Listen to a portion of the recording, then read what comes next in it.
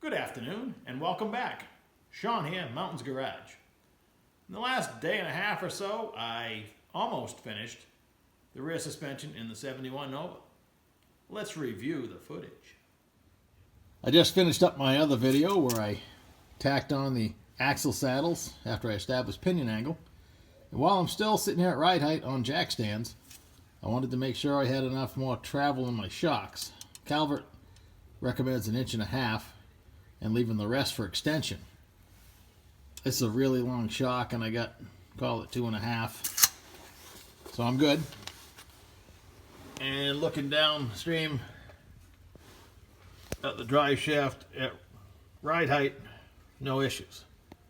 The only issues I have is getting it out, but I'm going to disconnect it from the rear end right now and let it fall back down as I put it up in the lift, and I've told you the story.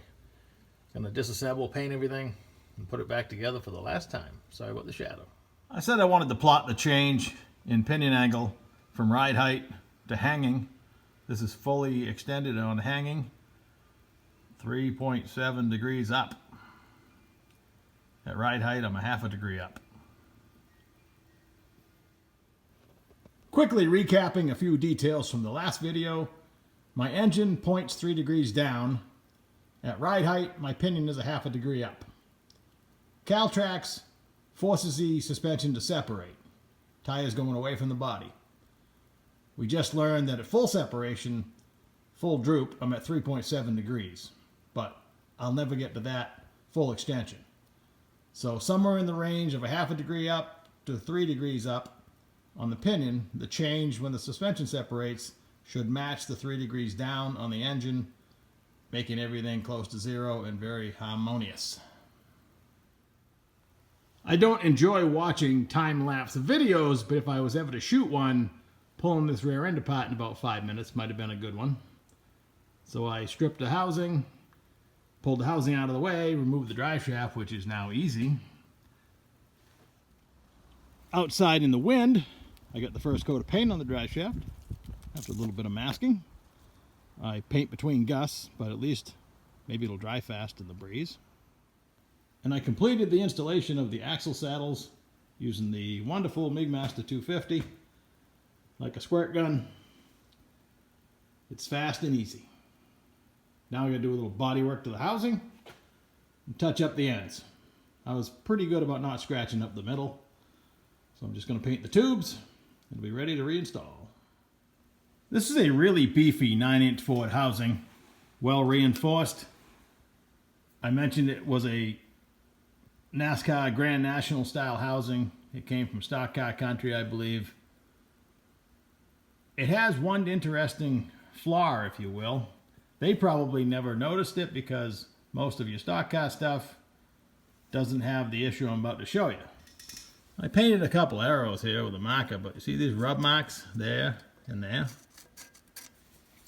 That's from an aftermarket case. This is a steel Yukon, and trust me, I've tried on a different housing. You probably can't grind enough away to get this style center section into that housing.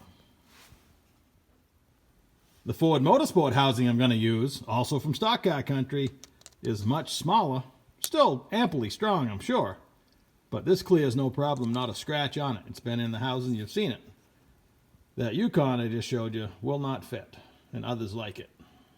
So, before you silicone up your pig, always slide it in one time, just to make sure it'll fit the housing.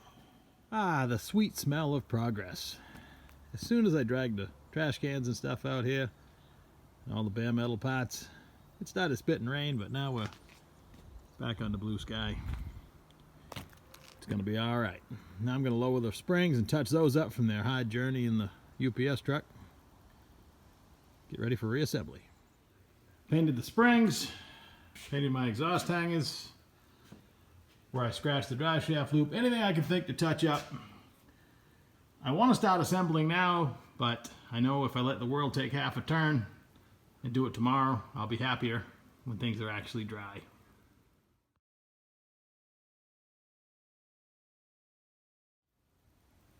Well, I'm still out here in the garage. I had shut most of the lights off. I was going to close the door I just couldn't help myself. So I went this far. I got the housing all in and torqued down, got the shocks on, and then I remembered I didn't put the drive shaft in. But fortunately, without the pig, I could still get it up in there. Whew, didn't even scratch it. Now tomorrow, I'll put the pig in, axles, brakes, all that kind of stuff. But it's looking good. Getting ready to install the center section. Again, it's Ford Motorsport with this high heat coating. It's a G-Force Detroit locker. This one is not lightened like a lot of them I have are. The 360 ring and pinion came with a note that said it was set up but never run. And it had these markings on it. It came with the depth shim, and when I checked it, I got the same results. Hopefully it's quiet, but should be good. Let's put her in. You know, if you watch my channel, I'm not a fan of silicone, but in this case, when I narrowed the housing, I did not allow for the gasket. I've never had good luck with the gaskets. If you got a race car and you're gonna swap the pig often, then yes. This is going in to stay for quite a while, hopefully. So silicone it is, and I wipe it all up afterwards. You saw it when I took it out. It'll be nice and neat, but I don't enjoy silicone, but in this case, it has a good application. The center section's all bolted in, and I wiped up the silicone so it looks acceptable. This is a street car with a 4-speed, so a parking brake is going to be handy. So this is stock replacement. I got it from Quick Performance. 11-inch brake kit. Stock 71 Nova brake cable snaps right in and hooks up. And I like the early big Ford housing end, which this is. Has nice big 1/2-inch T-bolts. You just slip the whole brake assembly over that and bolt the axle in. Pretty slick. Some axles feature an access hole to allow you to use a socket on the retaining nuts, but these don't. But there's plenty of room with a 3/4 inch to get to the 1/2-inch fine nuts. You can see the gold retainer plate that sandwiches the backing plate between it and the housing. Super strong. All done. I've decided to give my brake drums a paint job while I hook up the brake line and the parking brake and everything else. Mid-afternoon report. Brake drums on, brakes semi-adjusted. Brake line is on, and for the first time in a long time, actually hooked to the car. I picked up this tire machine from a guy that I used to race with. I chased them for about a year. If they're any good, they're gone fast for a reasonable price. This is the first piece of equipment I bought in recent memory where I literally plugged it in an air hose. It even had the correct fitting. It doesn't leak, and it worked perfect. I might need some new rubber things here, but a little cleanup. I haven't done anything to it, but I wanted to try it out because I removed my 265 75s that I really like the looks of, but they are huge. I mean, it's a light truck tire.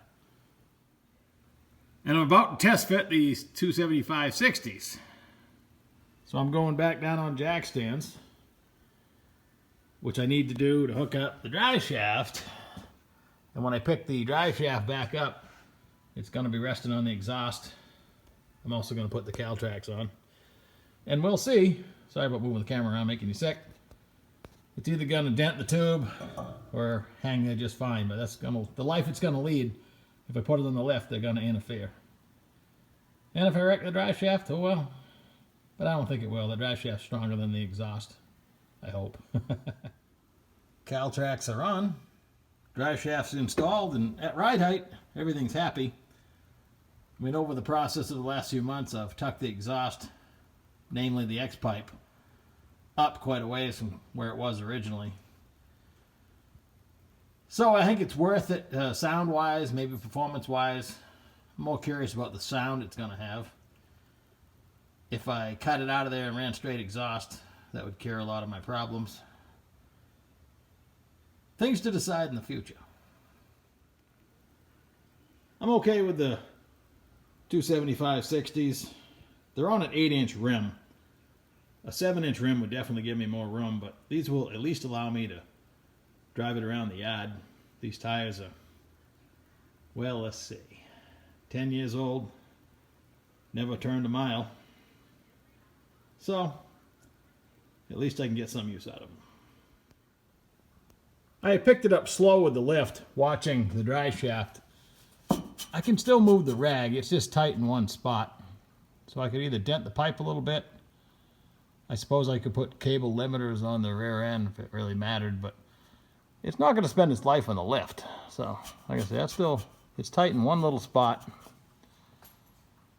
I guess we just won't worry about it while it's on the lift. Because hopefully I'm going to finish hooking up the parking brake and go over a couple things under here. And I got to put the inner fenders in the front, finish up the front suspension. I got a few things to do, but like I say, when it finally clears the lift, it should not be a lift queen. And not only did I tuck the X pipe up in the car, probably the biggest flaw, if there is one, with the 9-inch Ford is they mounted the pinion too low in relation to the ring gear. It actually robs power compared to other rear ends. Also, it has a pretty generous offset to the passenger side, both factors leading to my interference problem, but I'm not going to talk about that anymore. Mechanically, we're heading to a close on the 71 Nova, at least underneath. I need to fill the rear end, bleed the rear brakes, align the front end, inner fenders. That's pretty much it. I can put it on the ground, put some fuel in it, and should drive in and out of the bay. I don't see any reason why it won't. Then it's going to be interior, headliner. I need to make a hump around the shifter boot, carpet, seats, glass, a few miscellaneous items on the doors. But the list is getting shorter. That list I never did make. I got to do that someday. And I can't wait to pick up some of the Nova parts I got sitting around on those white tables you see in the background. I can't keep looking through bins every time I need a part, so I just spread it all out when the car came back last fall. And I've just been working around it ever since. So anyway, in the next video, maybe it'll run. No promises, but I'd like it to. So this is it for now. Like, share, subscribe, all that stuff. And I'll catch you next time. Have fun.